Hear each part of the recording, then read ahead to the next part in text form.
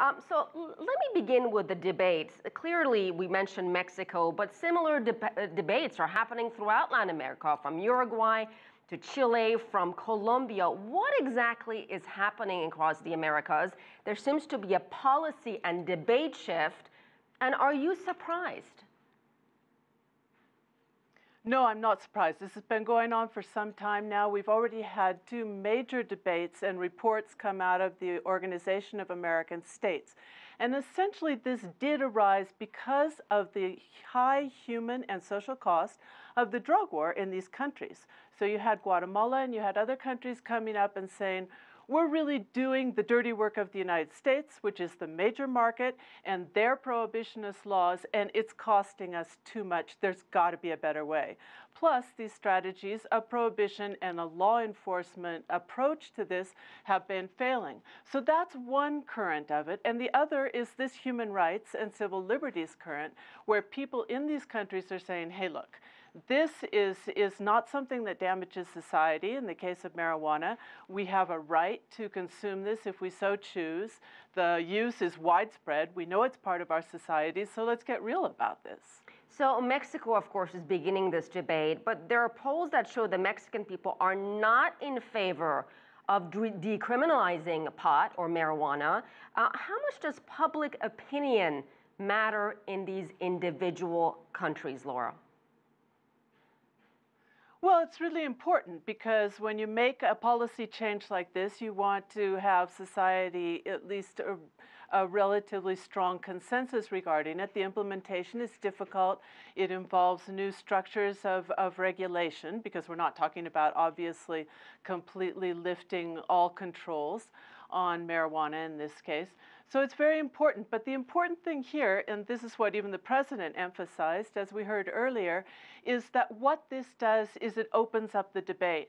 A lot of that resistance to legalization comes from fear and frankly, some scientific misconceptions regarding marijuana. So if the debate opens up, we could see some shifts in public opinion, as we are in the United States.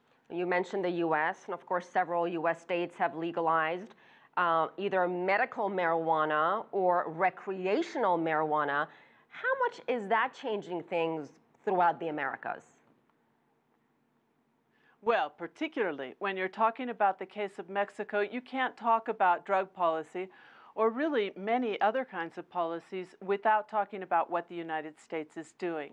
Mexico once had legalization of drugs, and the United States government that was then already going full steam ahead with prohibition actually cut off trade in medicines in 1940 to stop that legalization move by Mexico. So what the United States does is important, and what we're seeing in the United States is two contradictory movements. One on the part of the grassroots where people in states are voting, and I think it's an unstoppable trend, to legalize marijuana. But on the other hand, we have a very strong policy of a drug war, this enforcement model, and particularly when it comes to Mexico. The State Department came out immediately and said, we will continue our law enforcement partnership to stop the violence of drug trafficking in Mexico. We're not going to talk about marijuana as a human rights issue. We're not going to talk about marijuana as a health issue. We're going to stick with the drug war. So that's a lot of pressure to keep things from changing here in Mexico, unfortunately. And do you think that's a mistake on the U.S. part? Yes, I think the war on drugs has been clearly a mistake. It's been close to a decade now. We have 100,000 people dead. It hasn't stopped the flow of drugs to the United States. And what people in this debate are pointing out is that as long as this trade is clandestine, as long as it's underground, the profits go straight to these drug cartels. And unless we begin to bring it into the light and to regulate marijuana, we can't cut the power of the drug cartels, which is based on these billions of dollars that they're making from an illegal market in the United States. Laura Carlsen, thank you so much for your time. We really appreciate it.